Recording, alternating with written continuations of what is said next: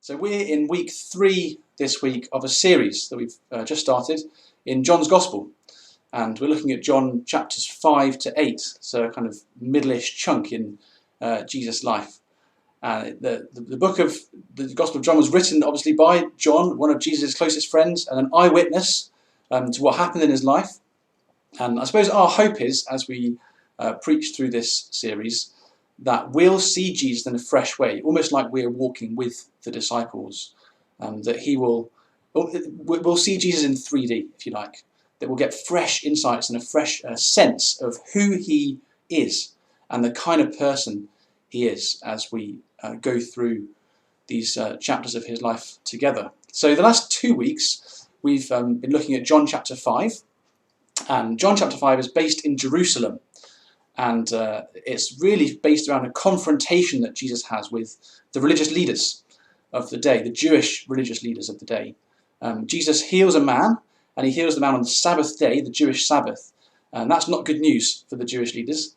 And they're very angry with him. But Jesus responds in a way which doesn't sort of tone down the confrontation. In fact, it ramps it up.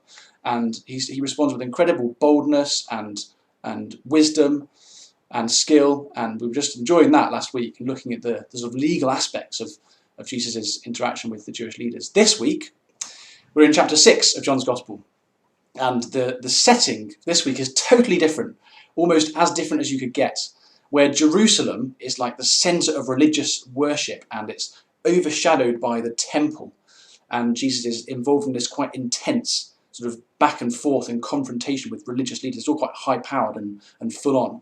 Well, chapter 6 is based in Galilee, and Galilee is a kind of a much more rural region. It's about a few days north of Jerusalem, and it's where Jesus grew up. So instead of temples and religious arguments, we've got to imagine birds singing, we've got to imagine salty sea air in your mouth, and Jesus walking back through the paths of Galilee and remembering this is where he grew up as a boy. It's all very familiar to him. So he sees, as he walks by the lake with his disciples, he sees the places he used to play as a young boy.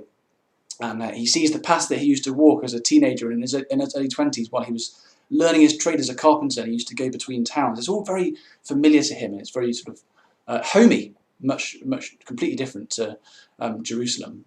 But there's one thing that's the same, one thing the two scenes have in common between Jerusalem and Galilee, and that is the situation of the Jewish people. All the time in the Gospels, the Jewish people are oppressed by the Romans. The Romans are controlling them. The Jewish people are not ruled themselves. They're being ruled by the Romans. In fact, you could say the Romans are being very cruel to them. They're extorting taxes from them. The Jewish people are in fear of what Rome will do if they don't pay their taxes. They're not scared to use force, these Roman soldiers. So the Jewish people are very much oppressed, and they don't like it. They're not in a situation they want to be in. That's the atmosphere that Jesus grew up in Galilee, an atmosphere where people are pushing back against the ruling party of the day, and they're being oppressed, and it's a hostile atmosphere. And that's what Jesus is going back into. Now, it's worth bearing that in mind as we get into the passage. So we're going to have a look now at John chapter 6. And I've actually asked Adam and Miriam to do the reading for us today. So Adam and Miriam are going to read the passage. It's John chapter 6, verses 1 to 21. If you haven't got a Bible, now would be a great moment to get up out of your chair, wherever you are, and grab a Bible off your shelf, or look it up on the app on your phone. And please follow along as Adam and Miriam read this passage for us. John chapter 6, verses 1 to 21. Jesus feeds the 5,000. After this, Jesus went away to the other side of the Sea of Galilee, which is the Sea of Tiberias, and a large crowd was following him, because they saw the signs that he was doing on the sick. Jesus went up on the mountain, and there he sat down with his disciples. Now the Passover, the feast of the Jews, was at hand. Lifting up his eyes then, and seeing that a large crowd was coming toward him, Jesus said to Philip, "Where are we to buy bread, so that these people may eat?" He said this to test him, for he himself knew what he would do. Philip answered him, 200 denarii worth of bread would not be enough for each of them to get a little. One of his disciples, Andrew, Simon Peter's brother, said to him, "There is a boy here who has 5 barley loaves and 2 fish, but what are they for so many?" Jesus said, "Have the people sit down." Now there was so much grass in the place, so the men sat down, about 5,000 in number. Jesus then took the loaves, and when he had given thanks, he distributed them to those who were seated, so also the fish, as much as they wanted. And when they had eaten their fill, he told his disciples, "Gather up the leftover fragments, that nothing may be lost." So they gathered them up and filled 12 baskets with fragments from the 5 barley loaves left by those who had eaten.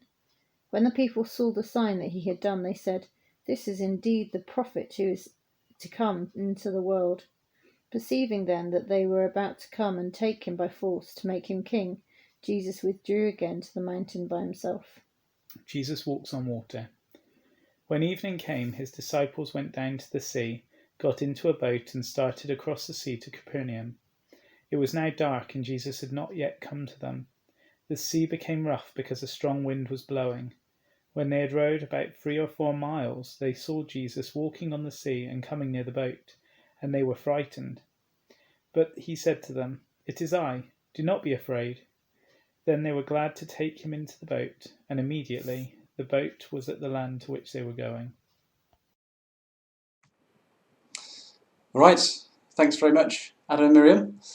So can you see how different it feels in this passage from what we've just seen, well, last couple of weeks in Jerusalem? In Jerusalem, there's anger and it's intense. In Galilee, he's got crowds who adore him and want to make him king. Completely different. So what we're going to do is we're going to walk through the passage and we're going to try and relive what it would have been like to be there at the time as Jesus did this incredible miracle. And then we're going to see 3 things that we learn from the passage about the kind of God that Jesus reveals. Okay, so first of all, we'll just walk through the passage. So please have your Bibles open in front of you as I'm walking through this passage so you can follow along. So by this time in Jesus' ministry, he's attracting a large following. He's getting attention from people. The things that he's doing in the region around Galilee and even in Jerusalem, they're not normal. He's healing people who are sick and don't have any other way of getting healed. He's bringing lame people back to full health. People don't normally do that kind of thing.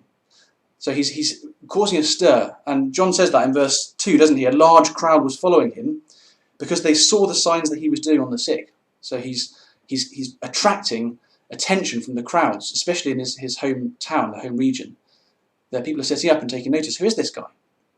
So, verse 3, Jesus went up on the mountain next to the lake, and there he sat down with his disciples. John doesn't tell us in his account why Jesus does this, the motivation, but we know from other gospel accounts, that it's because they were tired.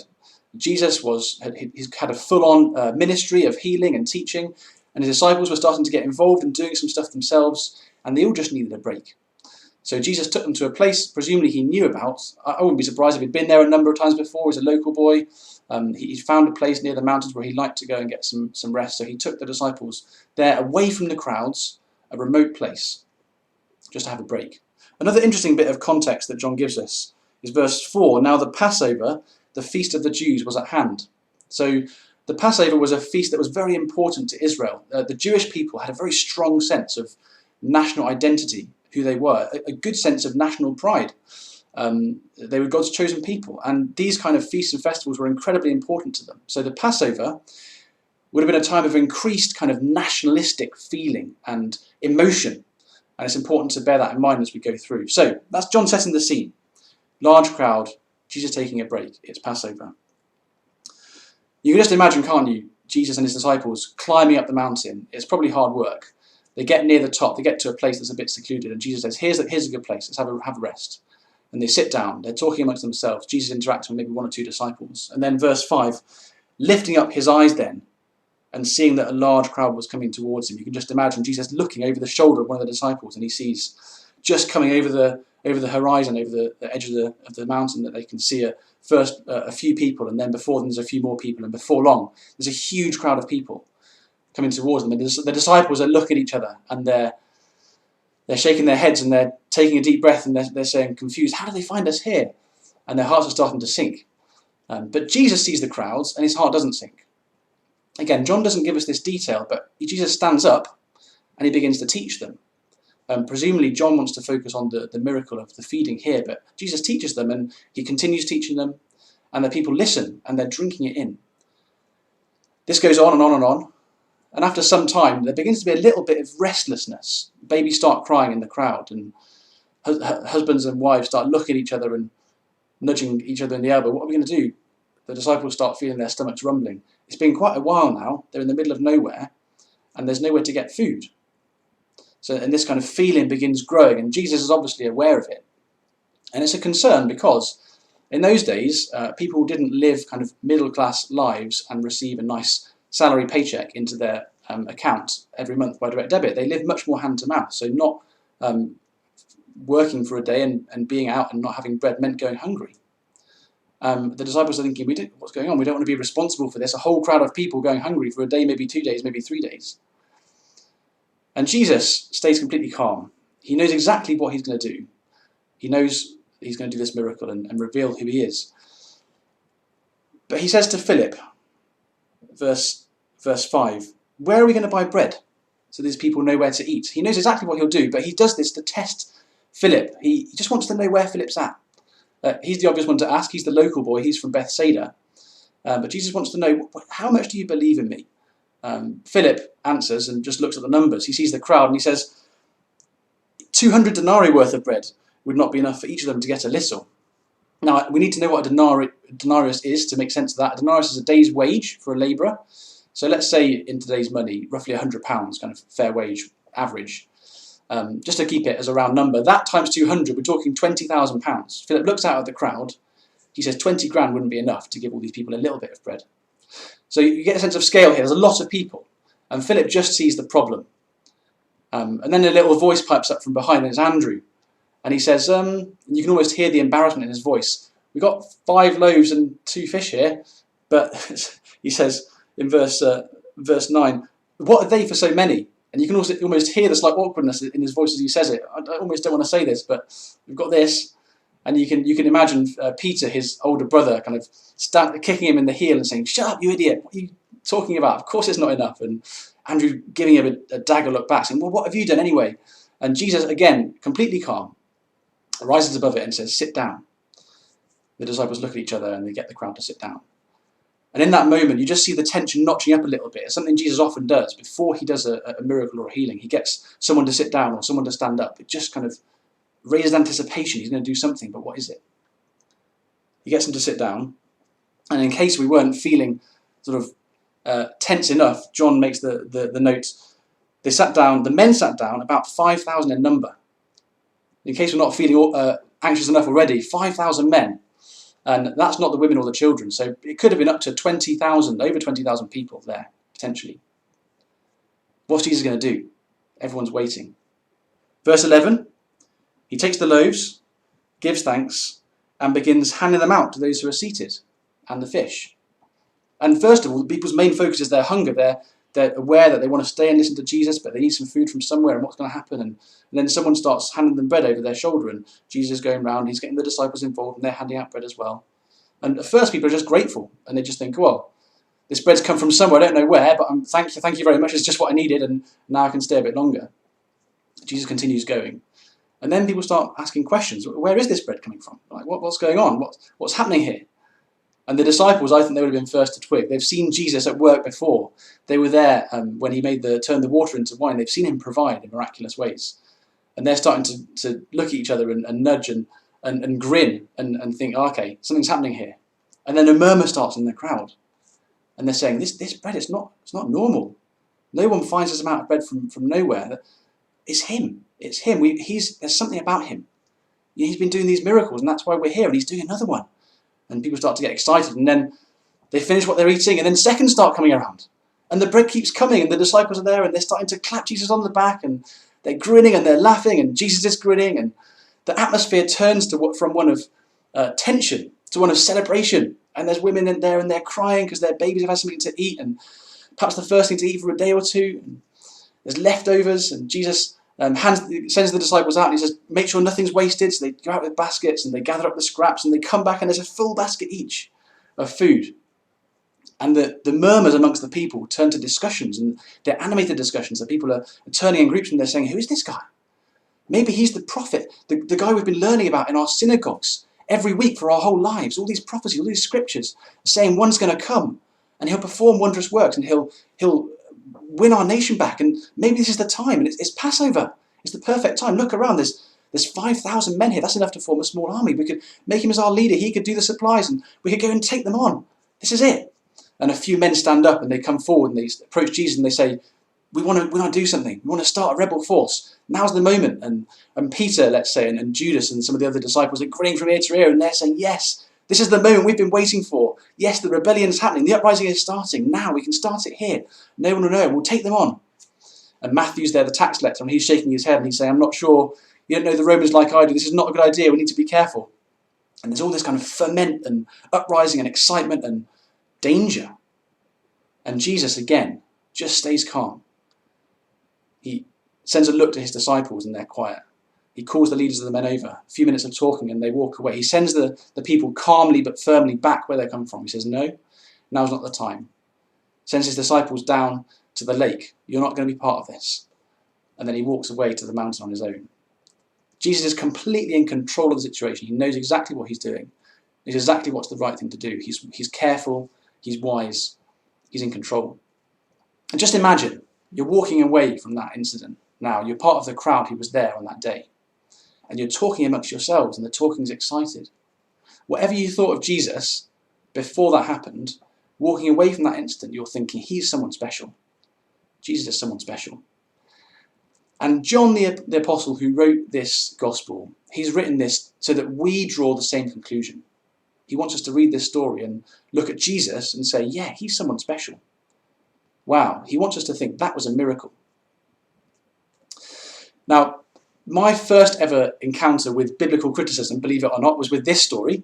I remember it clearly. I was in year 5. I was in primary school. And we were being taught this story. And we sat down on the carpet in the assembly area. And the primary school teacher taught us this story. And she asked the question, well, how did this happen?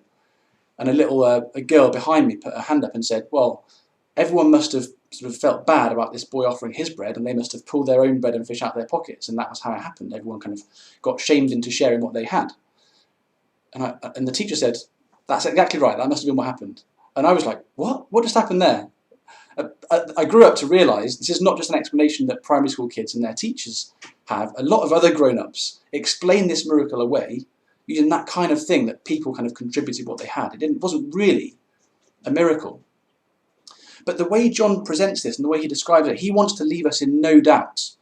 Jesus is someone special and this was a miracle. Just look at the way the crowds respond. Jesus does this and the crowds get excited and they want to make him king. If what had happened was they were shamed into sharing what they already had, there's no way they'd have responded in the way they did. No way. A miracle happened here. And that's not even to make the point about all the people who were there who would have still been alive, probably the majority who were there, when these accounts were first written down, who could have easily denied it if it wasn't true and would have been available to verify the truth of it. Thousands of people, that's a lot of witnesses to something. No, this really happened. It was a miracle, but not any miracle. It was a big miracle. John wants to make that point too. In the way he describes it, the emphasis he places. He says there were 5,000 men and 2,000 pounds wouldn't be enough to get enough bread. It's huge numbers that we're talking about. And even the way he describes the offering that Andrew brings, it's so small and paltry. It's 5 loaves and fish, but no ordinary loaves. They're barley loaves. Notice that? He says that in verse 9, barley loaves, and then again when they collect up the fragments in verse 13. Why is that? Well, barley was the loaf of the poor people. It's a very simple bread. It was like the Tesco value of the ancient world. So he's making the point, this is not any bread, it's poor bread. The offering is meagre, and the provision is massive. It's not just a miracle, it's a big miracle. But in case you haven't quite got the point, John goes on in the next section and just stacks up the evidence for Jesus and who he is. So the disciples go into the boat, as we heard earlier from the reading, and they're in the middle of the lake, in the middle of the night, and the storm comes up, and they're in trouble. And they look round, and Jesus is walking on the water towards them, and understandably, they're terrified. Jesus says, it's me. Don't be afraid, and gets in the boat. And then, without them knowing really what's happened, they're suddenly at their destination. John puts it in there as though it's kind of no big deal. He doesn't really spend a lot of time discussing it. It's almost just put in, and then he goes on to talking about the bread again. But I think that what he's getting at is the point he's been driving at, is that Jesus is someone special, but not just anyone special. He's saying this account and the account of the bread, Jesus is God. He's saying Jesus is God in human form. The disciples who would have experienced this firsthand were Jews, and they would have, like all the other people who experienced this, they would have been soaked in the Old Testament scriptures. All the time they'd have been hearing them read out loud and reciting them and learning them. And they would have known the kind of things Jesus does here are the kind of things God only does. So feeding people miraculously with bread from heaven in a wilderness, that's something God does in the Old Testament. Coming across the waters to save his people, that's something God does in the Old Testament. Even the way Jesus introduces himself to the disciples, he says, "It is I." Now those words in the Greek language it's written in are the words for I am, the words used in the Old Testament for God. It's a tiny little hint. We don't want to read too much into it, but I think it's there all the way through the Gospel. John's stacking up these evidences and saying, Jesus is not just someone special. Jesus is God himself in human form. Now, if that's all you take away from this message, that's enough food for you to chew on all week. Just think of it. Jesus is God himself. If you're a new Christian, there's food to chew on. There's so much there. If you've been a Christian for decades, there's food to chew on. And especially if you're not yet a Christian. That's so significant. Jesus is God himself in human form. It affects everything. It affects how we relate to him, doesn't it? We've got to take Jesus seriously if he's God himself. We've got to. However long we've been a Christian, especially if you're not yet a Christian. If you've never yet really taken Jesus seriously, don't let this moment pass you by. Look into who he is. Read the Gospels. Encounter him firsthand. If this is true, it changes everything.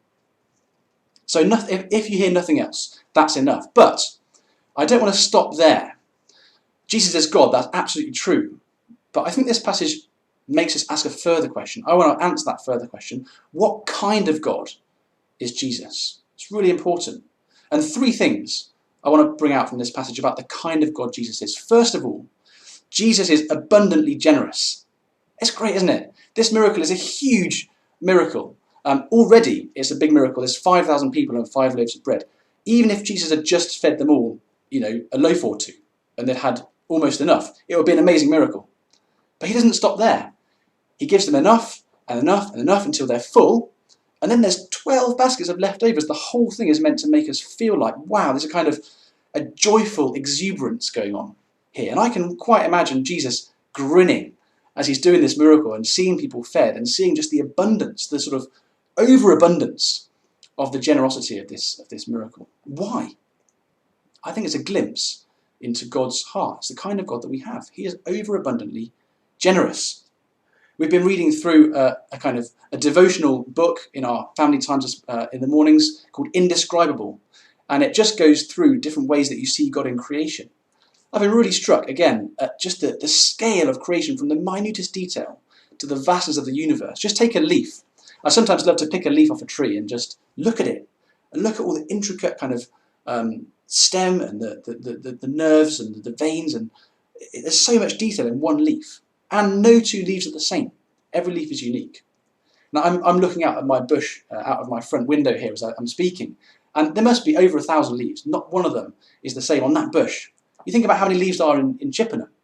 And then you think about all the leaves on all the trees in the forests of the world, the vast forests of Scandinavia and Canada and who knows where else. Every leaf different. Every leaf a work of art. And the thing that makes me smile, how many of these leaves will ever be studied by a human? I've just picked one off the tree. Like the vast majority of them will never even be looked at. It just feels like an excess of generosity in our universe. And then you look at the stars as well, the other end of the scale. And you think that the huge amount of space between our stars, the number of stars in our sky, my mind boggles when I think about the numbers. You think about a light year, right? Forgive me, I'll just indulge for a moment here. A light year is the distance that light takes to travel in a year. Now, light travels quickly. You turn the light on, it's almost instantaneous, you see the light. It travels at 300,000 kilometers per second. That's the speed of light. So the distance light travels in a year is huge. It's about just under 6 trillion miles. Now, trillion is a billion. It's a long way. And they reckon our galaxy is 250 billion light years. 250 billion light years. 120,000 light years is the size of our galaxy, but 250 billion stars in our galaxy, they think.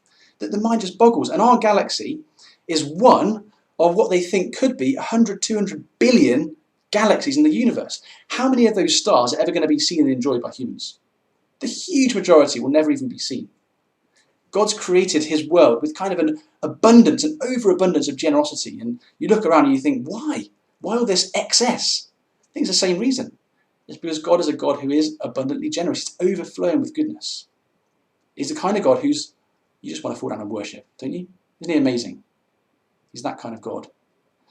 That's the first thing. The second thing I think we see from this passage about the kind of God that Jesus is that he's interested in his disciples' growth. Interestingly, John is the only of the gospel authors who names Andrew and Peter. The others just say the disciples, but here Andrew and Philip. Here John names two of the disciples in what's happening. Why does he do that? Why are Andrew and Philip named? I think he's wanting us to notice how Jesus relates to his disciples through this account. He wants us to pick up on that. He wants us to see the way that Jesus interacts with his disciples. That's why he names two of them. And the disciples don't know it, but all the way through this account, Jesus is training them. He's mentoring them. He's coaching them. He's interested not just in them staying where they are, but in their growth. So how does he do that? Well, first of all, verse 6, he tests. He tests Philip. So none of the disciples came to Jesus with a fully fledged faith, a fully fledged awareness of who he is. They couldn't do. So they grew gradually into that through their time with him. And Jesus has just taken this opportunity to just test, where's Philip at? How much does he really know of me? How much does he understand of me? And how much is he able to put into practice that understanding, allow it to affect how he responds to a problem? Philip doesn't respond particularly well. He just sees the problem, doesn't see Jesus in it. But the point is, Jesus takes the opportunity to test him. He's interested in Philip's growth. Another way he does it is by involving them. So he doesn't just stand there and give out the bread and let the disciples watch on passively. He gets them involved, first of all in handing out the bread, but then in collecting up the leftovers as well. He doesn't just allow the disciples to watch what he does, he gets them involved. He's training them. And as they're involved in what he's doing, they learn so much more. They get a sense of what it is to be part of his work. And they're growing. He tests them, he involves them, and then he protects them. The disciples are Jews as well. There's this kind of uprising amongst the Galilean Jews, wanting to sort of overthrow their oppressors. And the disciples are part of that. They're very much part of the system, and they're very tempted to join in. But Jesus knows that is not the right thing. That's not the way to go. That's not a good idea. He knows with Matthew that the Romans are ruthless, and this is not going to go to plan. So he knows his disciples need to be protected. That's what he does. He sends the crowds away. He doesn't send his disciples away with the crowds. He sends them away to the lake separately. He says, you get out of here. You go off on your own, and I'll catch up with you. And he goes off to pray. So when they've got an idea in their head that's not a good idea, he protects them from it. And then when they eventually get into trouble in the lake, he rescues them. He rescues them. So can you see how all the way through Jesus is kind of interacting and training and taking opportunities for his disciples to grow? And guess what? It's the same for Jesus' followers today. So if you're following Jesus today, you're one of his disciples, you're a Christian, then Jesus is interested in your growth. None of us come to Jesus clean. None of us come to him sorted. We all come with loads of baggage, and we all come, the Bible says, actually lost in our sin. Sin is like a cancer that grips our body and takes us in the direction away from God towards death and decay and dying. And we all come to Jesus like that. And Jesus wonderfully, when we come to him, he takes the penalty that our sin deserves on the cross, and he takes away the power of sin from our lives. So sin's no longer our master when we are a follower of Jesus. We're slaves to righteousness. But the presence of sin remains in our lives, and until we die and go to be with him, the presence of sin remains like a cancer, always threatening to eat away at us and turn us away from him.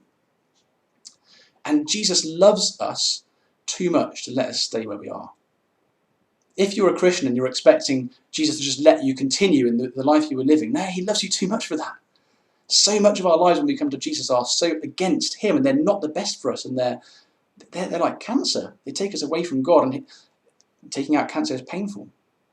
But Jesus loves us too much not to put us through that pain. And he does it the same way, just like he tested his disciples, tested Philip, he tests us. So there's a verse in James 1 verse 2, maybe you know it, where it says, "Count it all joy, brothers and sisters, when you fall into trials of various kinds, because the testing of your faith produces perseverance." Through trials of various kinds in our lives, God tests us. He tests our faith because he wants to grow in us a closeness to him, a reliance on him, and a perseverance with him. And it's not pleasant. It's painful, but he loves us too much to leave us where we are. And the question I guess we can ask is, what trials are in your life at the moment? And what things are you going through? What things have you been through this week that have been hard? And what difference does it make to see how God might want to use those trials to test your faith, to grow you closer to him, to develop you, for you to grow in your relationship with him?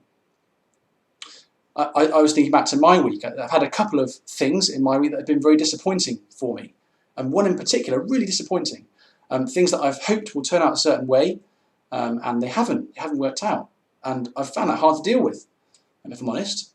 And as I was thinking about those things and thinking about this verse, I felt a resistance in myself. I found myself saying to God, no, I don't want you to test my faith in this way. I don't want this not to have worked out. I don't like the situation I'm now in. I don't want you to do this. I want just that to not happen again. But actually, God's got my good at heart, and he wants to take me through those things, to refine my faith, to open my eyes to the things I put my hope in, the things I put my trust in that aren't him, and gently just take them away a little bit and cause me to rely on him and depend on him a bit more. So what is it in your life this week? What's been disappointing for you? What's been hard for you? What difference does it make to think that God might want to use those things to test you, to grow you, and push you more into the life that's abundantly joyful, relying on him alone? So God tests us to grow us. God also involves us in his work, just like he involved the disciples. And many of you will know the experience of being involved in Jesus' work. You'll know the joy that comes from sharing your faith with someone who's not a Christian and hearing them respond or not respond. There's still a joy in sharing our faith. Many of you will know the joy of showing love to people who are in need and expressing a bit of Jesus' love through the way you help someone practically. Many of you will know the thrill of being involved in a prayer meeting with other Christians and that sense of uniting together in prayer and joining Jesus in what he's doing in the world as we pray for him to be at work. Many of you will know the joy of just serving in the church in ordinary ways, on rotas, week after week, big events like the Nativity or the Light Party. So many of you listening will have been involved and will have given yourself in those ways, and there's joy in that. And as we serve, as we are involved with Jesus in what he's doing in this world, we grow. Some of you may not know that experience. You might be a new Christian, or you might not yet be a Christian. Well, Jesus invites you into a relationship with him where you're involved with him in what he's doing. So respond to that. Ask him, what is it you want me to do? How do you want me to serve alongside you if you're his and if you know him? What can I do? And how can I grow in being involved with you in what you're doing in the world? So he tests, he involves, but then he also protects us. I don't know if any of you had the experience where you've had something that you really wanted to do. It just seems like a great idea at the time.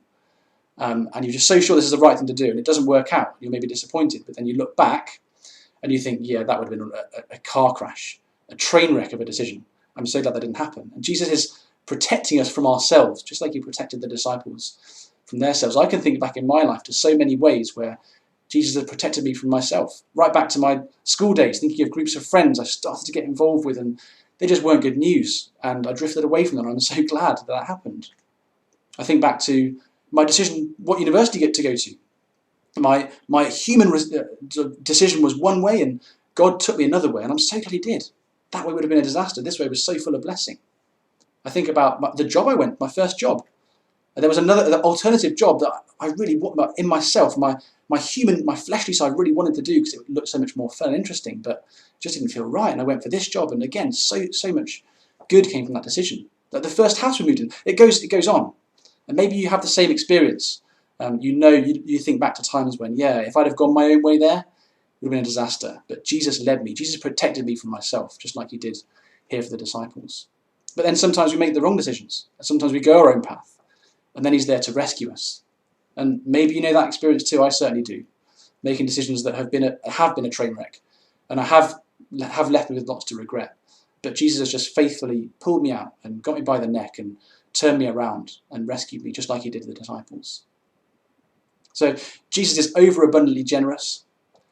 Jesus is interested in our growth and development.